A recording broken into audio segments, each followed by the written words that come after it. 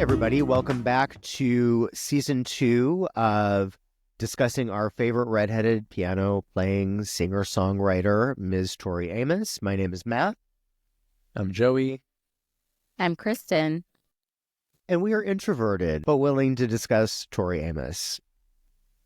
So obviously we have some really big news, which is we have a name change. And just to let everybody know, when we started the podcast, we chose the name Messing with the Master as a nod to Tori's brilliance. The master tapes, the classical influences fit where we were at the time, which was focused strictly on each album, dissecting the music and reimagining playlists. But as we've grown, we've realized we want to explore more than just the albums. Obviously, Tori's music covers so many broad universal themes in hundreds of songs over multiple decades. So with over 40 plus years as a professional recording artist and all that comes with it, I think that we all wanted the freedom to dive in to anything and everything Tori related without feeling tied to just one approach or one album. So we are officially renaming the podcast to Introverted but Willing to Discuss Tori Amos.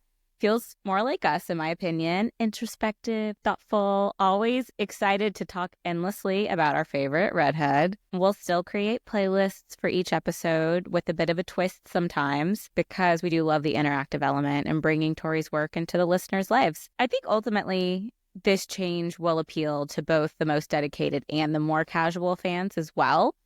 So I think it's a little something for everyone. And it's the same podcast you know and love with a name and a focus that better captures where we're heading. So for everybody who follows us on Insta or YouTube, we will be updating our name and branding across the socials, the YouTube. So be on the lookout for that. And we are now introverted but willing to discuss.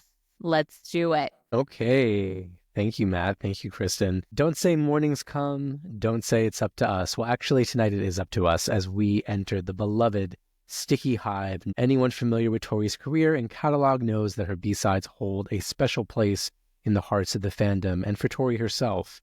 These songs range from improvisatory curios that existed in the same universe as the album and era in which they were recorded, to songs that were either axed in mastering due to a coin flip or someone drinking too much good wine at Martian Studios, to sonic masterpieces so epic and lovingly crafted that they need be listened to in their own space, in their own context. For the first half of Tori's career, B-sides often arrived before the album itself, sometimes months before the album itself, burdened with setting the tone and expectation for Tori's current style and the narrative she'd be weaving on that record and tour. Sometimes the song served as a satisfying appetizer, and other times it felt as though we'd been given a potent, dizzying cocktail that knocked us on our ass and tasted like nothing we'd ever had on our tongues before. Then, of course, there are the beloved soundtrack songs that allow Tori to experiment and to embrace her more cinematic impulses. All that said, there are simply too many B-sides to discuss and devour, so without further ado, join us as we discuss the B-sides. Hey, you guys know I worked with Tori Amos on a soundtrack song, Yeah. right? Really?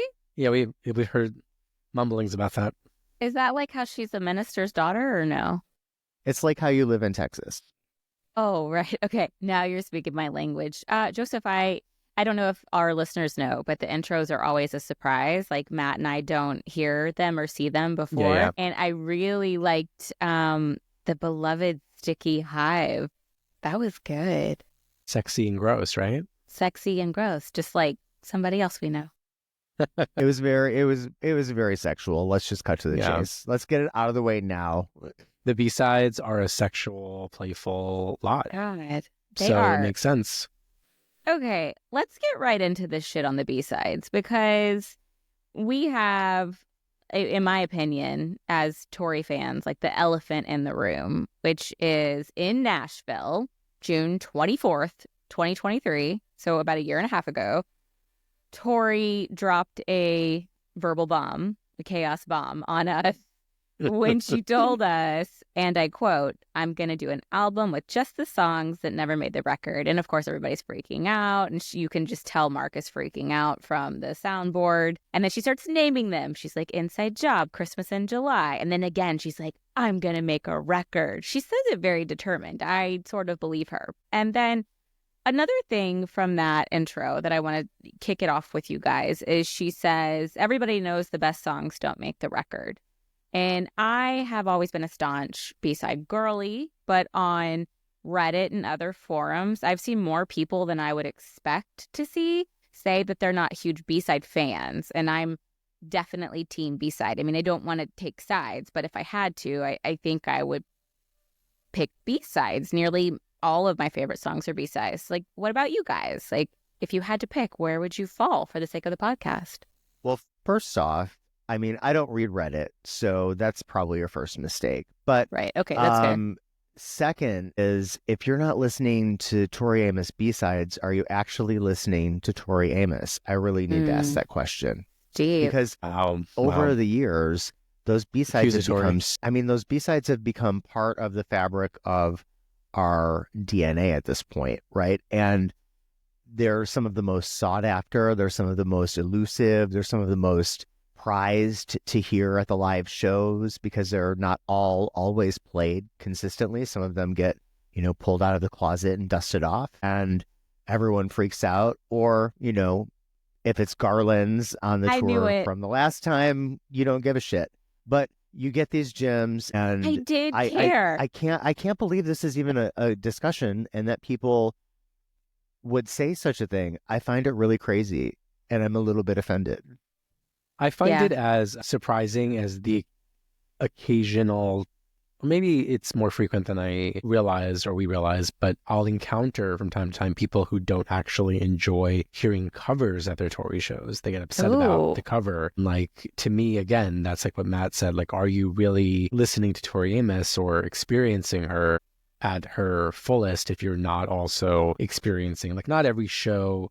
I mean, she's been pretty consistent with covers, not really this last tour, but in general, over the past decade or so, they've been sort of a staple in her shows. But I don't know. For me, it's like the B-side covers thing feel almost synonymous in some ways to that perspective, because I think some people want to go to a show and they're like, there's a finite amount of songs that will be played and I don't want some obscure B-side I don't know or don't care about, or I don't want a cover that I don't care about. I want, a song from an album that is beloved and cherished. I can understand that perspective, like, in the abstract, but I don't sort of hold that feeling. But I also think that we have to recognize that some of that comes from the privilege of having listened to Tori for 30 plus years, for going to, 100 shows a piece, right? Like, and wanting sort of a different soundscape and aesthetic from her because we have seen and heard so much, right?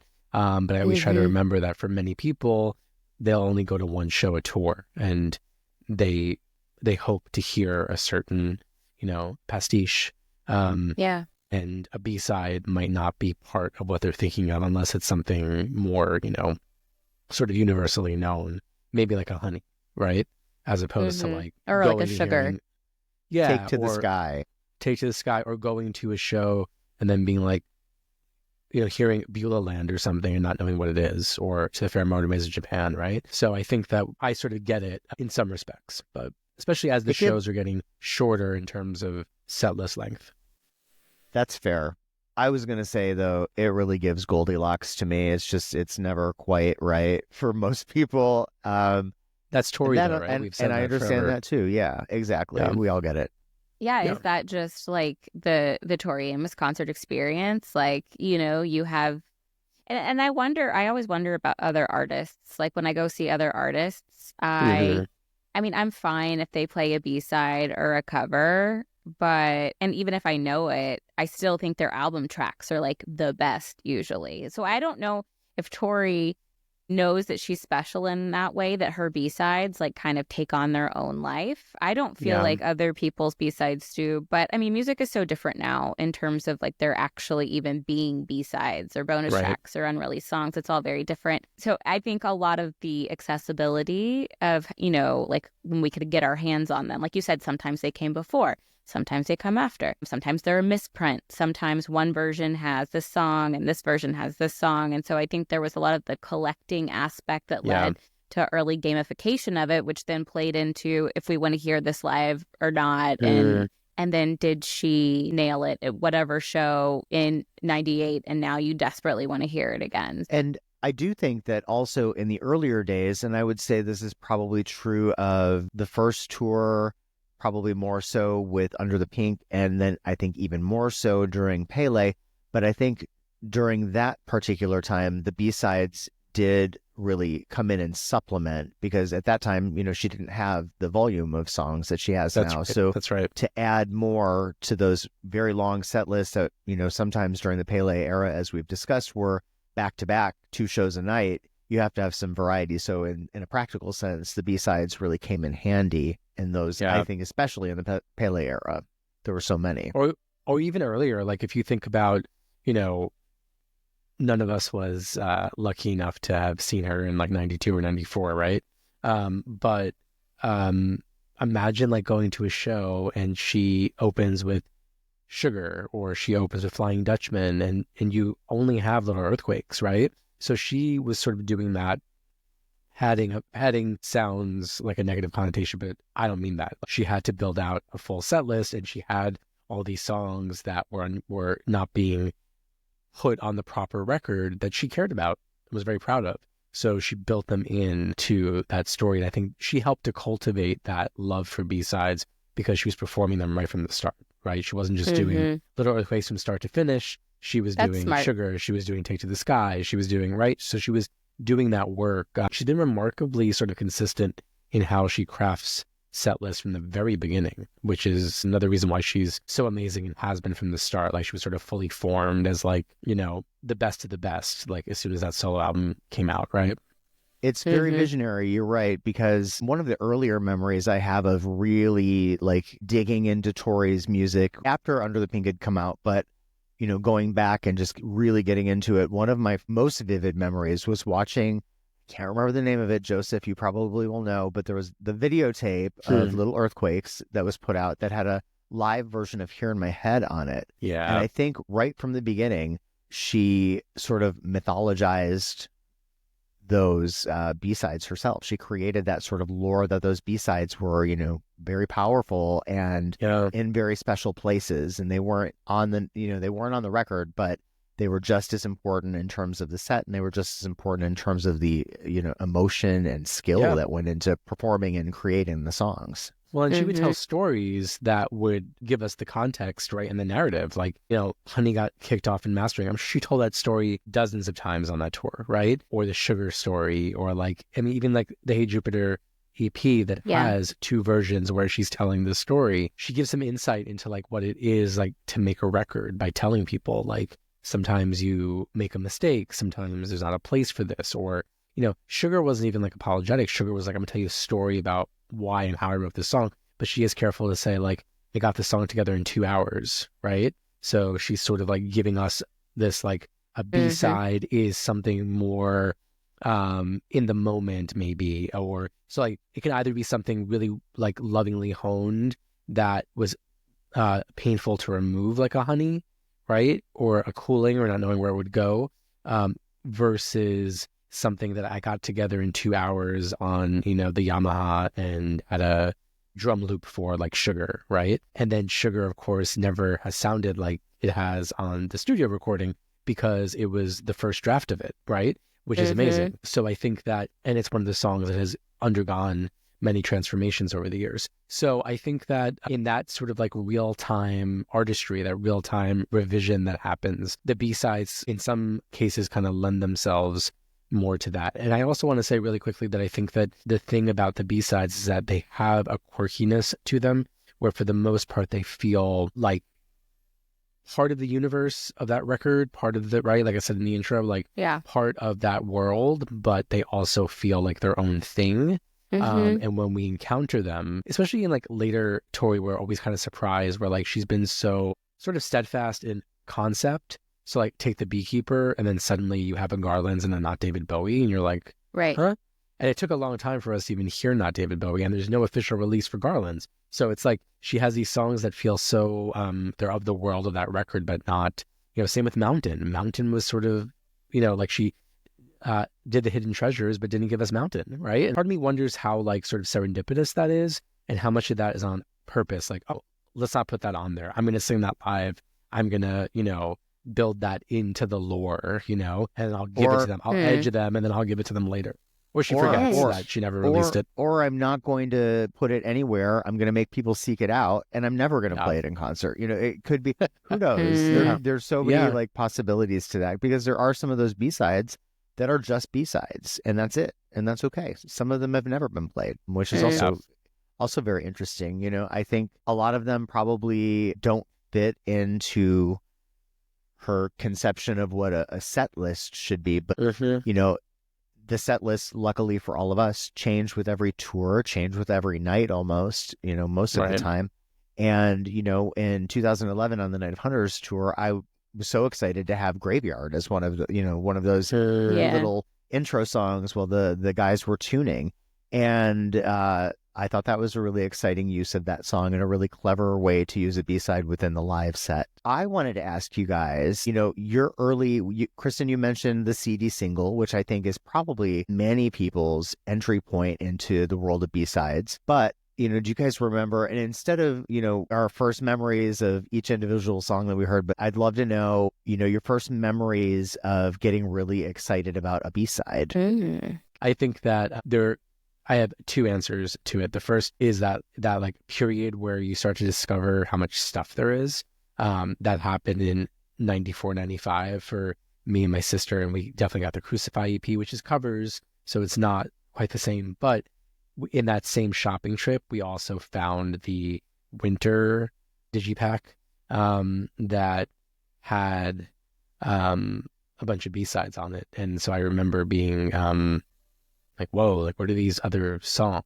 And that Winter single had Winter, The Pool, Take to the Sky, Sweet Dreams, and Upside Down. So suddenly it's like not only, like, it wasn't like getting one song, it was like 4 other songs that were very different than the rest of Little Earthquake. So that was one memory. And then in terms of getting really excited, I can still remember how much we were all freaking out and excited over the fact that Cooling was going to be on that Spark single, the UK single, because we'd only had that one really crappy recording from that show in Miami when she was sick or whatever was happening to her, and it's not even like the same version. She kind of just repeats like a verse.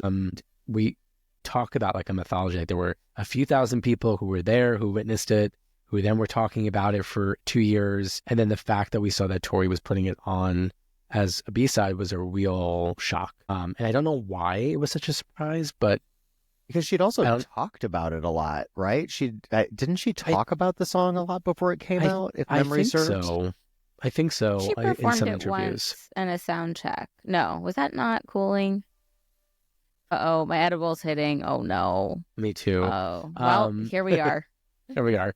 We're here. It was a surprise to get Cooling, and it was so exciting. And it was one of those things where, like, it took a while to get that kind of gratification and to be rewarded in that way. Because I think the next time we got something that she'd, like, given us, some bit of lore about, it was probably 0 Point, right? Like, I don't think there was anything that we were waiting for. Well, Motormaids was many years after that, but the next thing after Cooling in 98, I think, was not until we got something like that, right? Yeah, you're right. I think you're right. How about you all? Okay, so I have 2 distinct memories. My edible is really kicking. Bear with me. Right. I know. Okay, so I have 2 distinct. When I think about like favorite B-side moment, my mind immediately went to Past the Mission 1 and 2, discs 1 and 2. It's one of those things where they were selling them on eBay. It was like $50 or something more, right? In the 90s. This show was expensive. Yeah. And I was a literal child, so I had to walk to the grocery store and pay with cash to get a money, what's it called? The paper one. Money order. Money order. I thought you were going to say that you went to Coinstar, because that's what I did. I took all my fucking change. I stole the change from the thing that my mother was collecting in, like a vase from a wedding that she got like in the raffle around the table, and she had all these coins, and I like stole a bunch so I could buy myself a single. Yeah. Good. Yeah. So I walked to the grocery store, got my money order, probably stole some coins, Yield Coinstar, which took 7%, which is a lot. It is a lot. And I, bought these albums. And so like I just even like remember of like the feeling, having the thin little disc, the thin little jewel case. And then, but what the reason was, I thought it was so interesting just that like two different album, or the same single would have a different song on it. And I just loved the Here in My Head, specifically from the Past the Mission single. So that was probably where, I mean, I loved that song, but that's where I really fell in love with that song, was like that single, And then I think wait, Here in My Head was on Past the Mission? It was on Past the Mission 1, right? It was a two-part UK Past the Mission, and they both had live songs on them. They didn't have B-sides. It was a live version. They had live versions on both. It's a live version. Yeah. Sorry, that's probably why you were confused. Like the live version. Head, maybe Icicle. And okay. Well, There was a good Winter on one of them. And maybe a solo Past the Mission. And a solo Past the Mission, I think. A solo Past, was it? Either way, I think so. I just really, really loved that live performance in particular. And so that was a highlight for me. And then another really good B-side memory for me is the Choir Girl, like Beulah Land and Never Seen Blue. Because the album was so different, this sounded so different, I was like, oh, like she's still... Like it kind of like comforted me to know that she was still making music like that, like, just at the piano or whatever. Because at that time, it was kind of like, is she only going to do like electronic type stuff? Are we getting like more futuristic? You didn't know the direction. So I was like, okay, she's still going to do Tori piano stuff, which I love. So that was like a good relief. And I also love those songs. So also the fact that she was giving us songs from the previous album's recording sessions, which feels like something that, unless she makes good on the B-side album, it's something she rarely does, going back into the vault and putting something in different context. Like, I think a piano was the last time she did it, right? Mm-hmm. Where she gave us things that were gems that we didn't know existed. Well, definitely the live Here in My Head from that Little Earthquakes videotape was one for me that I really was blown away by that. That one really hit me hard. And it still, to me, is one that really resonates. Just there's so much power and so much emotion in that song. And when you see like a live performance of it that's really on fire, it also is communicated live a lot of the time. So that really stuck with me, and I played that one a lot. And then, two other memories of B-sides that were really strong. I was always really drawn to Sister Janet. I always have really loved that song. But when I first started getting into Tori, when Under the Pink came out, and I was buying up all those CD singles, that one was readily available. So that really, really resonated, and I played that one a lot. Then in, I don't know, I guess it was 1990, heard Blue Skies on the radio, which is crazy to think about now, but I heard Blue Skies on the radio one time, and we didn't have Google, we didn't have an easy way to find out about what was coming out or what was going on, except for being at the record store and checking things out and looking through all of the bootlegs and the singles and everything that they had.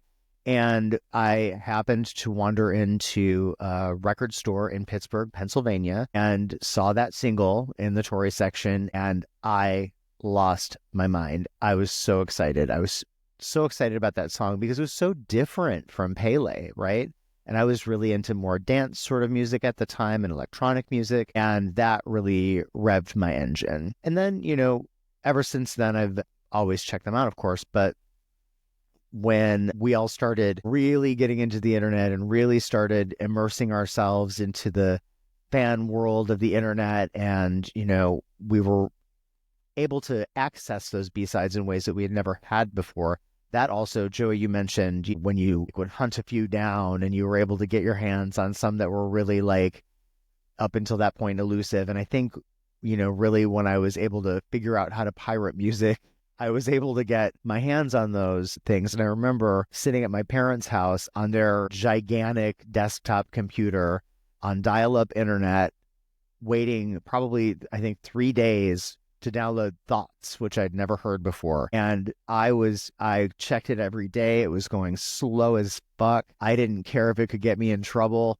I didn't give a shit. I was going to hear Thoughts. And that's how I hunted down some of those other B-sides that were really hard to find or too expensive or what have you. But that was a really fun time because we would all be up on late at night on our various websites and sharing where to download certain tracks and certain live tracks too. And the funny thing is Tori knew everybody was doing that, and she was excited that people were hunting them down, I think. So those are my B-side memories. Isn't it like so weird that we were all basically like hackers back in the day because we needed to get our hands on that Tori Amos single? I mean, it's funny because I think out of any fan group that I've ever experienced or spoken to or been around, I do think Tori Amos fans then and now find things in a way that nobody else can. We're all kind of like really savvy to what to do to find that information or get those songs if we aren't immediately presented with them. I remember when I was working on Flickr, we kept that information locked up so tight. The security around putting that out was really crazy. And I remember, I think it was a day, maybe 2 days before I was going to put the announcement out about it, I saw somebody in some forum somewhere had a picture of the single cover. And I was like, man, I should have anticipated it because that was me. So now what I was doing, someone else is now doing. Oh my God. I would love it. Actually, it was probably you. You're trying to. I'm the one who breaks into the back end of the website. Yeah. I'm an ethical hacker. It's fine. Let's get back to B-sides. So the idea, dear listener or viewer, is that we are imagining that we are putting together a coherent or a cohesive record that is non-album tracks. So we may each take a different approach, as we often do. Some of us might be thinking about it as a narrative. Some of us might be thinking about it as the album that we would like Tori to put out for this project that may or may not be coming. And some of us might just be sort of doing a tried and true playlist of faves. The limitations were that we had to stick to 20 tracks. So I'm sure we all broke that. But, or maybe just me. I did. And that was really it. And it was tough because while it was difficult messing with any of the albums, I think, those albums have a set number of tracks already, and then they're B-sides, right? And the B-sides are up into the hundreds now, technically, right? Like if you think of all unreleased and things that she's done live or on radio shows or songs that we know about but haven't heard, it's like a whole second career worth of material from Tori. So whittling that down to 20-ish songs, very tough. Really tough. Before we jump in, I want a yes or no from both of you. Do you think she is actually going to release this B-sides and rarities album that she offhandedly mentioned at that one show in 2023? Kristen, what do you think? Yes or no? I do think so. Wow. Okay.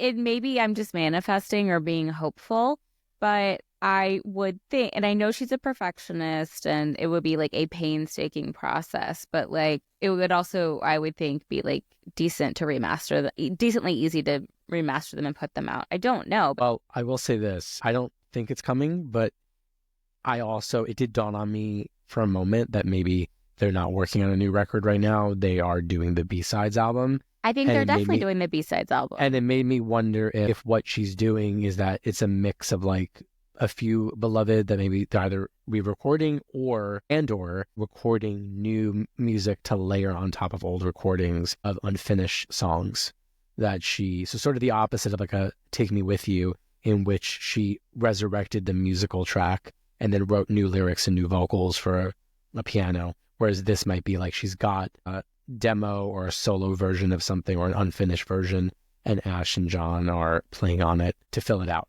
right? With the old lyrics and old vocal. That's my prediction. That's not what I think it is. If she's working on it, that's what I think she's doing. It's either that or we're not getting it. That's what do you think? Yeah. I think that you can never predict what she's going to do. It's very difficult. That's the only truth. That's fair. She will have a children's book coming out in 2 months. So I don't think any of us would have predicted that. Anyway, let's go on to mess, if you guys don't mind, before we go down that rabbit hole. Mess, if you please. Thank you. So, I worked up until the very end on this one, and like Joey said, the configurations, the themes, the vast amount of things you could put on this playlist, it's really hard to corral it all into one place. And I gave up on having it be sort of like very like narrative or very super cohesive, but I've grouped songs together in a way that I felt maybe reflected the stages of Tori's career and like the themes of her career. So as we go through the playlist, it maybe reflects more of where she is now. And at the beginning is sort of like the beginning of her career. That's how I see it. So I start my playlist off with Here in My Head, because that's the space you're being invited to. Here, come inside Tori's head, listen to what she's got to say. And all of the songs live in her head. So we've talked about that one enough tonight. We've talked about it a lot on the podcast. It's such a favorite. It's so iconic. To me, when I think of Tori Amos B-side, that's the first song I think of. So I want it to be the first song on the playlist. And I also think it represents that era of her career really well, too. It really has that pure sort of piano-only Little Earthquakes sound with those pristine vocals. So Here in My Head. And after that, I put Honey, which again really is in the canon of great Tori Amos songs, period, I think. But it's essential to any B-side, non-album conversation. It's one Tori, I think, really has an affinity for as well, and has played so many times graciously over the years. And yeah, I really think that song has a place in the canon. So after Honey, I decided to take a little bit of a chance and put on something that she did live. And it was from a show that I actually attended. Is He Has a Well, You Have an Ocean, from the ADP tour in 2007. And I saw that in Massachusetts. She did this as Clyde with a band. And I am actually shocked that she's never put it out in any form other than that. But it was a really riveting moment in this show because, we thought we were getting a regular improv, but it was a pretty much fully formed song, and the band was playing along with her. So it was just like really unexpected, and listening to it still really gives me chills because she's really super committed to this song. And it's just really a riveting, I think, little moment that people often forget about. So I wanted to put it in. And from He Has a Well, You Have an Ocean, I go into Flicker, which I wanted to put up front because it's meant so much to me. And I then realized, well, maybe I shouldn't have it on. Maybe I should put it at the end because it's later in her career. But I thought it really fit there. When I was choosing songs, I didn't want it to be like, for me, the songs that maybe constitute Tori's greatest B-side hits. I didn't think about it in that way. So there's a lot of sort of maybe unexpected choices in here and maybe some surprising omissions too. But we did only have 20 spaces. So from Flicker, I go into The Pool, which luckily another one that I got to hear live, which was incredible and something I never thought I would hear her perform live with a band ever in my life. And she really killed. I mean, it was really a great moment. So ever since that moment, I've sort of had a soft spot for The Pool. One thing I want to say about that Pool performance is like, I feel like people who didn't know the song were equally as like captivated and enthralled as those of us who knew the song. It was like a pin could drop, Well, it's such a like abstract, unusual song. And it really, there are very few things that she's made that sort of sound like that. So I like it for that. It's uniqueness. It really stands out. And especially, as you were saying, Joey, it was on the winter single, right? Which like that's like a left turn for every listener, right? To go from winter to The Pool to Sweet Dreams to Take the Sky. I mean, that's a very wide range of different sounds, but I love that she went there. I mean, I think it's a really audacious little tune.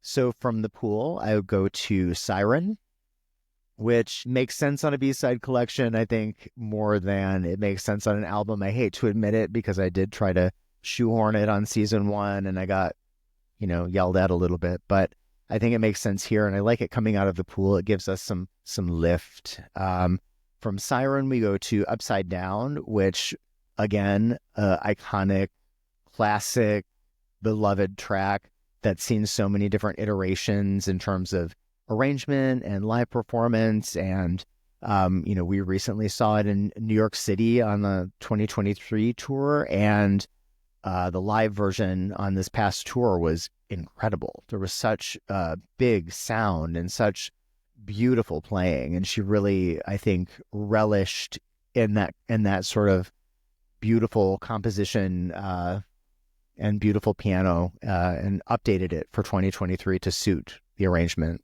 From Upside Down, we go to Ruby Through the Looking Glass, which again, not always, it hasn't always been a favorite of mine, but again, the past tour, the version that she did has really stuck with me. It's made me see the song in a different way, and I really like it paired with Upside Down. Those two right into each other. Ruby Through the Looking Glass, we go to Take Me With You, which gets stuck in my head pretty much daily. The Tears Turn to Steel part. I'm always sort of singing it to myself. And I think it's such a lush romantic song. And speaking of lush romantic songs, from Take Me With You, we go into Forest of Glass, which of course needs no introduction, but it's another one that I maybe fell in love with a little bit more on tour, hearing it live. And recently, I think some of these songs got a new lease on life in the last tour, whether they had an arrangement with the band or whether they were solo or whether they were just really special.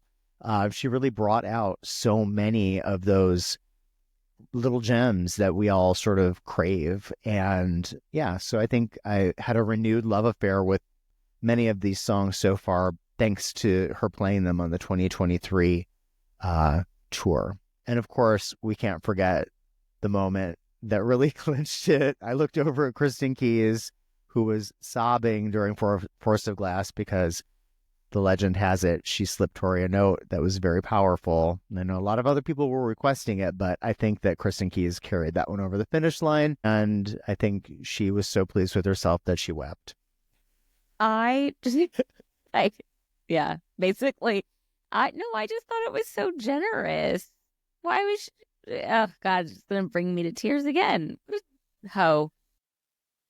It was good. It was a really nice moment. It was a very memorable moment and a really great tour. So hearing that song, I never thought I would hear Forest of Glass live. I mean, she played it for maybe 20 minutes, so we're lucky we got a really long version of it. From Forest of Glass, I'm going to swerve a little bit and go to Cool on Your Island, which is technically a non-album track.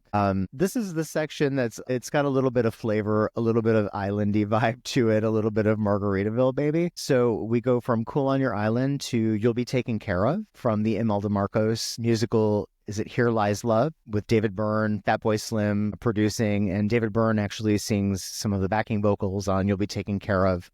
And they sound so fantastic with Tori, and it's got sort of a little bit of a Latin swagger. I wouldn't know how to describe it or what it is musically, technically, but I like it a lot. I listen to it a lot. And then from there, we're going to go into Bugger Martini, which fits the vibe of this section a lot, with a little bit of a steel drum feel to it, about being a spy, which is a favorite Tori Amos theme. From Bugger Martini, I'm going to put on a soundtrack track, You Belong to Me, which is the only cover I put on, but it sort of has that old-timey, sort of dreamy, lush, orchestrated, maybe a little bit of a Latin sort of flair to it in the percussion, but it's a really beautiful, classic song for Tori. It was nice to see her show off that side of her that probably pleased her mom a lot. It was kind of a throwback to that classic 50s sort of like song that would be in a woman's picture. And then from You Belong to Me, I decided to go ahead and put the studio version from the Little Earthquakes era of Mary. Because if we're thinking about Mary, we got to have the song Mary too. So I like those two together. And from Mary, we're going to go to Angels. And from Angels, we're going to go to Floating City, which I'm always a fan of. I love 2014 version live of that song. Really powerful, very different. From Floating City, I'm going to take us to the original Sugar, which Joey was discussing in our intro. From Sugar, we're going to go to Never Seen Blue, which is, again, a nice, romantic, beautiful song. And from Never Seen Blue, we're going to close it out with Blue Skies. See what I did there? And that's my playlist. Very inspired. I like that. I really like what you said about You Belong to Me, because it's a song. It's funny. It's one of the songs that gets stuck in my head, although I never listen to it. And I will admit that I skip it on Best of Tori Amos Mix when it comes on, I know. But what you said just really resonated with me so much. And I can just imagine like her mom really loving that kind of music, like maybe before she had kids or something. And I really like that. It's so funny how like one person's perspective or experience, a live experience, can just totally be like, oh, I get it now. I get why she did that. Yeah. And, you know, now that I have gone through my entire playlist, I did leave one off because it's not available on the streaming service that I put these playlists on. It's Butterfly. Yeah. I know we all put it on. We all love I Butterfly. follow that rule, yeah. And so I did have 21 songs, and Butterfly for me would be between Honey and He Has a Well, You Have an Ocean. Yeah, that would work. I think it fits really well up there. The sort of the tone and the emotional tightness. It's a really tense song, Butterfly, that I really love, and I would love to have it in a remastered version and an easier, more accessible place. I mean, YouTube is fine. It's very accessible. I shouldn't bitch about it too much, but no, a song that classic should be available readily. Yeah, I'm with you. Martian Engineering, if you're listening, just we are going to at you, and we are going to put it #Butterfly, free Butterfly. Free Butterfly, baby. We're doing it. Next on the agenda. Lord, okay. I can go. I'm ready. Okay. I just keep changing things last minute, but my God. Not really much. I have like 2 versions, and I was just sort of going back and forth. But now that would cause so much stress. It's okay. I've got it. I am not going too high concept. I'm just sort of thinking about what sounds like, because I think that the B-sides, because they're so sort of their own thing sonically, even when they sound like more appropriate for a record, there's sort of a puzzle here about how to make them flow and transition into each other in a way that sonically makes sense. So in some places, you'll hear that I've sort of done something thematic, but also, at the same time, also thinking about the way the soundscape will complement what comes before and what comes after. I'm usually pretty buttoned up and rigid about my lists, but I allowed myself to be freer and to pull on songs that are not readily available and that you must go to your old bootleg or to YouTube. So all that being said, my album begins with the song Me and You. And I just love it. And it, I'm pretty sure, is improvised, which feels like it has the spirit of what we're talking about with the B-sides. And I also just love the sort of epilogue feeling of it and putting that at the beginning, because it was the first and last time that she worked with Eric Ross after their breakup. He was producing a movie called Hand of Fate. There was a documentary. It never got a proper release, and neither did the soundtrack. So we have a very low quality version of it that was leaked from somebody who was in the theater when they went to that screening. And I just think it's a beautiful song. It references Sister Janet. It references Famous Blue Raincoat. It sort of has this like interesting like stream of conscious thing going. But I also think the emotion in that song, knowing who she was doing vocals for in that context, just anybody who doesn't know that song, please go to YouTube and look it up. It's great. So I go from Me and You to Here in My Head. From Here in My Head into Siren. Siren into the original Sugar. And I kind of think of this like beginning section to be, it's not sort of too tightly narrative focused, but I think that they all sort of have to do with sort of disappointment from a partner, letting go of something. It feels like they're all episodes in the same anthology or something. And then we go from Sugar into When I Was Dreaming, which is one of my all-time favorites. For those who don't know, you can find that on YouTube as well. It's a demo from like 1990. Some say there's lore. I don't think it came from her directly, but there's lore that she was trying to write a song for Al Stewart, and he didn't take that song, and she didn't finish it. And so there's just this little demo piece, but to me it really feels like it really is a Tori song, and it feels very B-side.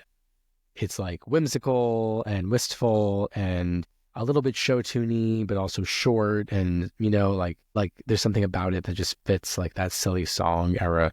So we go from When I Was Dreaming into Honey, because Honey is really about the dissolution of a dream or a fantasy. And it's such an iconic, important song, and beautifully produced, impeccably produced, and an example, obviously, of a song that was very much written, mastered, recorded, produced, all in the service of it going on a record that it wound up getting kicked off from. We go from Honey to Walk to Dublin, because I think that Honey is sort of eliciting a more bitter perspective on that sort of collective experience that she might be singing about. And then we go from Walk to Dublin to Bachelorette. I think the two together, like there's a anger in Walk to Dublin that adds with the sadness of, and he won't be coming back. But then Bachelorette is sort of embracing this solitude and this freedom, but it's also, she sounds drunk on it, I'm pretty sure. She's mumbling at the end, and then she cracks up and says sorry to the guys because she's fucking up the lyrics, or she's making it up on the spot, but musically it's so interesting. It feels, so ethnic, though I don't know which ethnicity to ascribe it to, but it feels sensual world music, but silly, and but still has a message, like Bachelorette, like, you fly alone sometimes, right? You cry, you go to Paris by yourself, right? And I also think that there's something in there about the impatience or the frustration of man needing to validate a woman or marry her. And she seems not that interested. That character in that song sounds not that interested in waiting around for a man to catch up to her. I don't know. I think it's really interesting, and I think it works really well. But then we swing from Bachelorette to Cooling, which is more reflective and serious. I think it makes sense coming after something as playful as Bachelorette, that sort of sober next morning for that character. From Cooling, we go into Apollo's Frock, followed by Not David Bowie, because those songs, based on my interpretation, are about the same person, and they are two sides. Again, there's the angry version, and then there's the remorseful version of that story, and they couldn't be more different from one another, but are both really wonderful side by side. And then the 12th spot I kept shifting. In the end, I gave it to Garland's, because I did not put Garland's on my Beekeeper, and I now live right off Washington Square Park, so I'm a little bit obsessed with hearing Tori sing about it, and I've always loved it. It fits a B-side record because it's a song, it's a composition, no doubt. It's not something that would be on a proper record because it's not a proper, I guess, if I think about it in comparison, like to Datora or something, one can make an argument, but it's essentially a found poem, and it's Tori's composition, but I can't help but feel like she wouldn't want to or doesn't feel like she takes exclusive ownership of like the lyrics or something, right? Because she's like sewn them. She's very deferential in that way, very respectful when she is borrowing from something else. So I wonder if that was also part of the thinking, like this can't actually be like a proper release because it's, me sort of decoupaging in a song or something, right? So we go from that to Peeping Tommy into Butterfly. And again, Peeping Tommy and Butterfly feel like they have sister conceptual threads. They feel bound to each other in some way. I love Butterfly so much, as we were saying. I also think Peeping Tommy is just a gorgeous song. And we go from Butterfly to Violet's Eyes, which those of you who may not have heard it, go to YouTube. It was later repurposed in part as the song Miracle, which is wild. I almost had an idea of putting Miracle after Violet's Eyes just to get the contrast. But no, I then went from Violet's Eyes to 0 Point because those two share a connection. 0 Point to Sister Janet to Beulah Land. Song 19 is The Pool. And then we go from The Pool into our final song, Ode to the Banana King, Part 1. This is not a conclusion, no revolution, right? So love that. That's so good. Of where your head has been, it's such an interesting, and then it ends with a very firm release of the pedal, we call it. And another one that we heard, all three of us heard together in Another 2023. thing that was, Yeah. That was very So that's cool. mine. I love that list, Joseph. I can't wait to listen to both of yours. I mean, I'll reserve judgment until I hear your list, but Joey, I really want to hear that playlist just like back to back to back. I want to sit down and really listen to it. I really am most struck, I have to say, by the Apollo's Frock, not David Bowie combo. I think that sounds really exciting.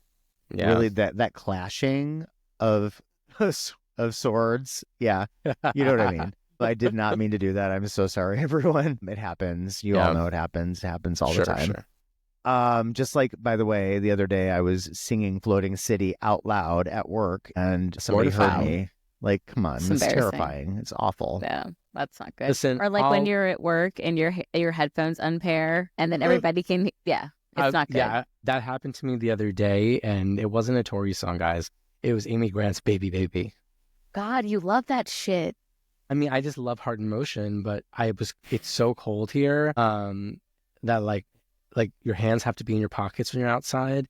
And I was just like kind of fumbling, and I put my hands back in, and I couldn't like get to the phone fast enough. And Baby Baby is what came up next on the shuffle. And I was like, you can hear this like echoing throughout this hallway. I'm so mortified. What a humiliating start to the year for both of us for whatever reasons. But you know, Joey, also what were your Pele B-sides that you included? I didn't include any Pele B-sides, just FYI. I mean, mine are like Walk to Dublin, which wasn't technically one at the time, and Cooling, which was actually technically a choir girl. So I actually don't have any Pele B-sides. Interesting. Very interesting. Yeah. Much to discuss, and I'm so excited to hear it. Yeah. Okay. Wow. Okay. All right. I'm going to mess. Okay. I really struggled with this, and similar to Joey, I didn't really go in with, I knew I didn't really want to do a narrative. It just seemed like it would be, I don't know, like a lot of complex world building, as Kel says. Like my notes to the Tooth Fairy, he says that I do complex world building. So I didn't want to do that. I specifically didn't want to do that. Despite your husband? Yeah, maybe. Unfortunately, though, I did find it difficult to get out of, I think, just being kind of literal, which is I more or less went chronological. And at first I was like, man, that kind of feels like a cop-out. But as I listened to it, because we're so familiar with Tori's career and live performances and stuff, I really felt like it was actually kind of interesting to listen to it more or less chronologically, because you can hear the evolution of her voice, of her sound, of her story. And it's just, it kind of, in the end, kind of left me with thinking about how, sorry, I'm really stoned. I don't remember what I was going to say, so we'll move on. Anyway, so we start with Ode to the Banana King. We're going to turn back 10,000 years. It's all a blur. And we're going to go into here in my head, which is like Tori said. We're going to walk in and just see all the different versions of her that she doesn't put out for various reasons, or put out in that way. Something that she thought was off about her theme. It's like very fascinating. So then we go to Upside Down. It's just such a fucking good song. Like, it sounds good too. You know what I mean? It's not just the lyrics. It sounds really good. And when I think about songs, one angle that I came at this from was I came at it from an angle of, you know, like how you have friends who will be like, oh, I don't like Tori Amos or whatever. Do you? No, I don't know any of those people. Every so often. I don't know them. Yeah, we don't know them. Every so often, you know, you'll meet a person like that, and it's weird when they find out that you're super into. Sometimes you're married to one, right? Yeah, well, that doesn't count, I don't think. He's a straight man. Just good friends where we're like, what song would I play for them? So I kind of came at it from that angle of somebody who may have preconceived notions of what Tori sounds like or doesn't sound like. And there's some element about the song that would blow them away. I think Upside Down just has like beautiful lyrics, but I really like the production for the time. And piano's great. And that leads me into the last of my Little Earthquakes era songs, which would be Flying Dutchman, which I think just shows her skills as a piano player. It's so fun. I remember those early days of these B-sides, and that just being one of the songs where you just like blast it and be like, you just want to like take off in a rocket ship. It's literally what it sounds like. It sounds like you're escaping, you're fleeing something, you're fleeing this like oppressive situation, you know, and you really like can experience the song like in your body. Okay, so next I go to Take Me With You. Yes, Matthew. I was singing it earlier when you called me out. And No, you were. I know. And I was thinking, why? I mean, Joey, you and I listened to it a lot when we lived together on Atlantic Avenue. But Matthew's always singing it, so I think he got it stuck in my head forever. And then I go into kind of the 94-ish time zone, and I'm going to go to Peeping Tommy, which I think fits really well with obviously the sound of Peeping Tommy is very Under the Pink. But again, it's a song I love because I said it before on an earlier episode. It feels like a song where like you've walked in on something really vulnerable and private, like somebody's like innermost thoughts, and it's so gentle. It's like, I imagine just seeing somebody with like raw emotion. I don't know. It's really fascinating to me. Then I think a perfect trinity of B-sides, which is Honey, Sister Janet, and Black Swan. They say Under the Pink to me. And it's weird because I can't imagine any of those songs on the album, including Honey. Like, I'm a Wrong Band fan. I know you are, Joey, too. And so, yeah, I can't really imagine them on the album. Now it's kind of infuriating because now she's not constrained by the length of a CD, and she could put on as many tracks as she wanted now. So it wouldn't have to be an either or situation like a Wrong Band or a Honey. I think now we would get both of them probably, but I'm shocked to hear that you wouldn't find it a natural fit for Under the Pink. I think it's one of those albums that's, for me, is like a perfect album. So I usually listen to it straight through. And I kind of like that something about that ending right before it goes into The Waitress is like a really cool transition, you know? Okay. So next, I have it on my Spotify playlist because I have the song downloaded and uploaded to my Spotify specifically, which is Butterfly from, the Higher Learning Motion Picture soundtrack, which we all know and love. Love that late night or whatever performance it was. Shout out to that if you haven't seen it on YouTube. Gotta find it. The days when a non-album track would be played on a late night talk show. I mean, wow. Like when? How? Why? Okay, so next I have a Boys for Paley section, which has quite a few compared to Joey's, which is Alamo, Sister Named Desire, and To the Fair Motor Maids of Japan. Oh, Sister Named Desire, I just love the hip swaying motion to it. It feels bluesy. It's really gorgeous. And Motor Maids, I talked about it in one of the earlier episodes. It's a song that even though there was lore surrounding it, I would just assumed we'd never hear it. I wasn't really curious. I mean, I thought it had a cool title, but it just didn't make me curious for some reason. Some song titles sound more curious than others. And that's a song that I've really loved more than I thought I would. When I interviewed Tori for our Pop Matters Spotlight and I was talking to her and I asked her about Motor Maids of Japan, she said at the time that all she had was an unfinished demo and that she would need to properly record it. And then it's interesting that when we get it on the Pele reissue, I think that it is just a cleanup of the demo with some reverb added onto it. Like, it was interesting that she changed her tune, so to speak, and felt years later like it was in good enough shape to release. Did she also in that interview, if I'm not mistaken, or maybe I'm confusing it with something else, did she say that it was circling or something to that effect? Yeah.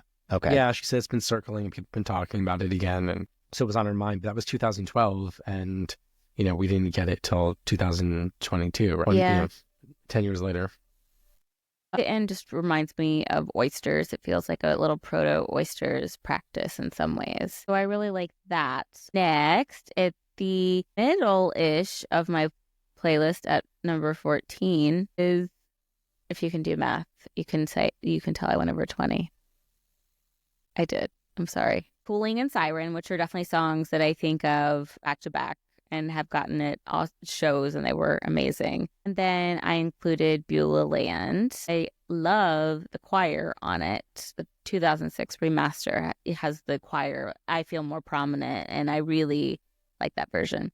So after that, we're in the Tavenus and back era, which is interesting because I did cheat a little, which is I put Sugar Live from Still Orbiting as my B-side. And I do really love the original Sugar. Originally, I had that one. But when I think of Sugar, I think of Sugar Live always. So I think I had to be true to myself on that one.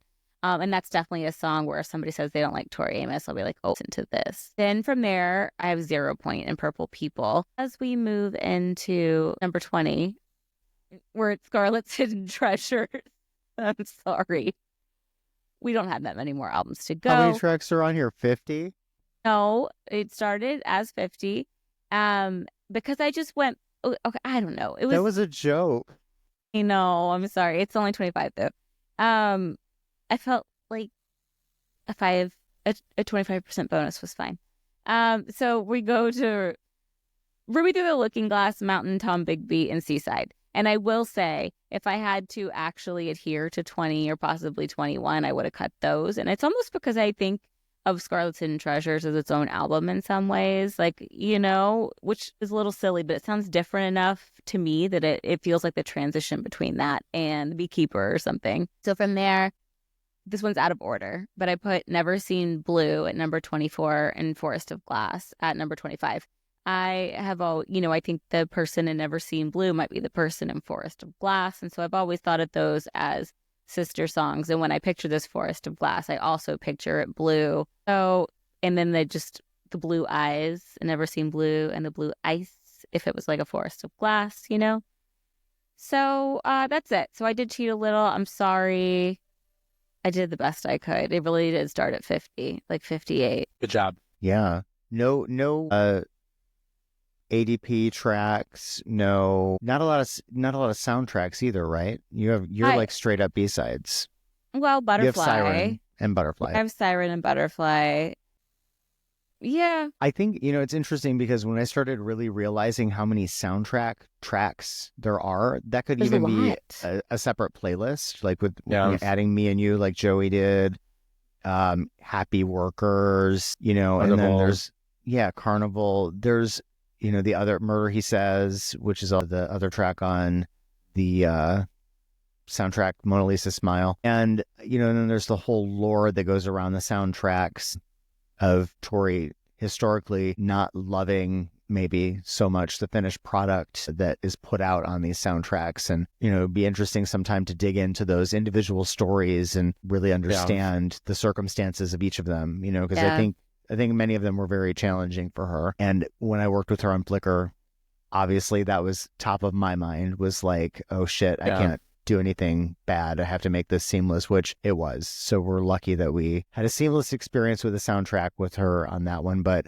I think it'd be interesting to really dive into the soundtrack stuff someday.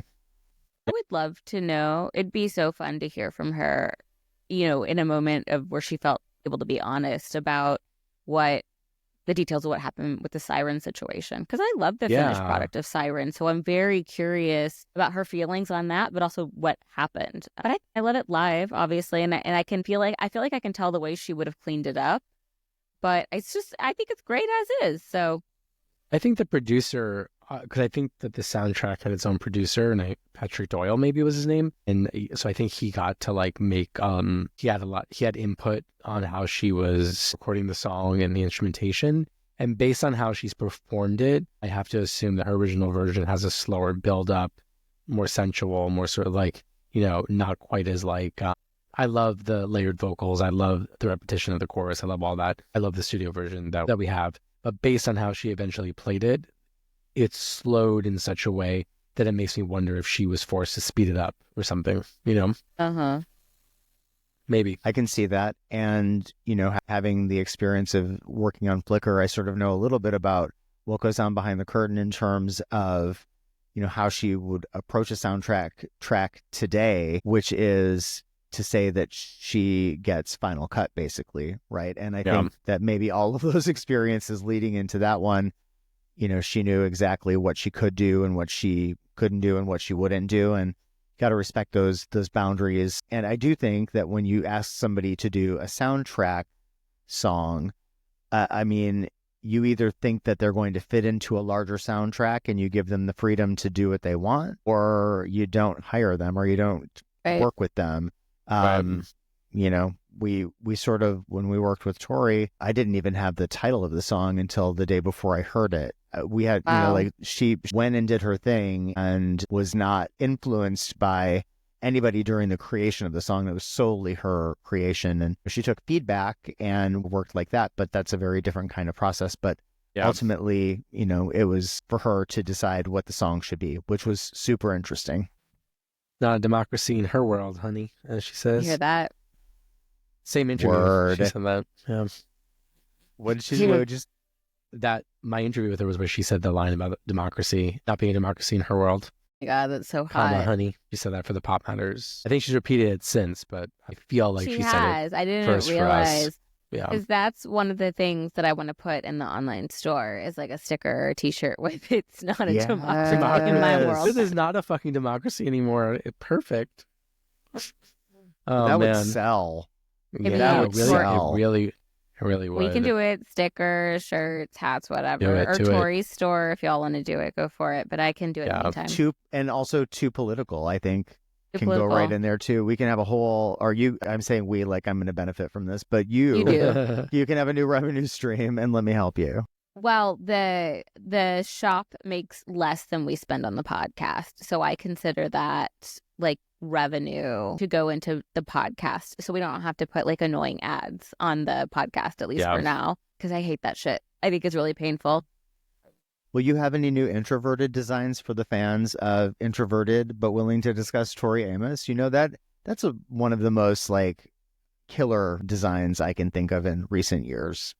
Yes, we're going to do more of that. We have now introvertedbutwilling.com, which is going to be the new homepage for our show, of course, but we'll also have the new store linked there with new stuff. It's going to move off of Etsy. And yeah, so that'll be awesome. We'll do more Introverted merch. We'll do It's Not a Democracy in My World, honey. We're really going to spruce it up. Do you guys want to give any hints for what's to come in season 2 before we sign off for the evening? Or should we keep everybody in the dark and be withholding? Oh, I'd like to withhold. Oh, same. Because we got some good stuff coming down the pike, and we don't want to. You know, it's like when you hear a Tori song live, and then you hear the studio version after, and you're like, wait a second, I'm into this, but I feel a little bit betrayed or bamboozled, right? So we don't want to do that. We don't want to say something and then have it not be what people expect. But we're going to have a lot of fun this season for sure. Super excited to be doing some of the things we're doing. And, you know, like Kristen mentioned up top when she was explaining our name change, you know, we're still going to do playlists. We're still going to, you know, talk about the music like we always do, but we're going to try to do it in some hopefully enjoyable and new fun ways. So I'm super excited about this season, and I have better lighting. So what could go wrong? Nothing. Literally nothing. Your audio and your whole setup is so elevated, Matthew. So keep it up. Thank you. If you're watching on YouTube, you should go back to our first episode, which, to be fair, Scarlett's Walk is a great episode. But I mean, our vocal or our audio equipment has gotten a lot better. Our ring lights have gotten better. Everything's better. Yes. Our most watched episode, you should add to that, by the way. Barely. Aren't like Venus and Choir Girl right behind it? No, it's Scarlett's Walk, followed by Choir Girl Hotel, followed by Abnormally Attracted to Sin. It's because which the people the love Abnormally Attracted to Sin. I still remain so into that fact that it had so many views so quickly. You know what's so funny is I always thought it was because I put K-hole in the title of the YouTube video or the podcast. Joey, you came up with that, of course, that famous line. But it's not like if you look at like on YouTube, it'll break it down by like how many people have clicked or like seen it, been served it, clicked it, actually viewed it through. It's the same as our other videos, if not more. So people just really wanted to listen to Abnormally Attracted to Sin. Well, I think it's a polarizing record. It's a lot of people's least favorite for reasons. And so maybe people are just curious to hear what we had to say about an album that they weren't sure about, you know?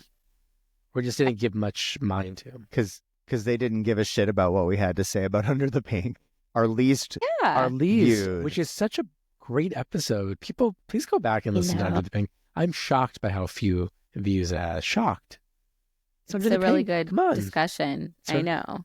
I know this is an impromptu discussion of statistics, but I mean, that's the facts, man. Under the Pink got the shaft. And we even put it out during the whole sort of like celebration of its birthday celebration. So and who knows we what talk happened. about masturbation a lot in it. A lot. Maybe because it That's has gay in the title, it's being suppressed. Homophobic. Who knows? It's the country we live in now. It is the Trump presidency in 2025, so sorry. Not a democracy in our world, honeys.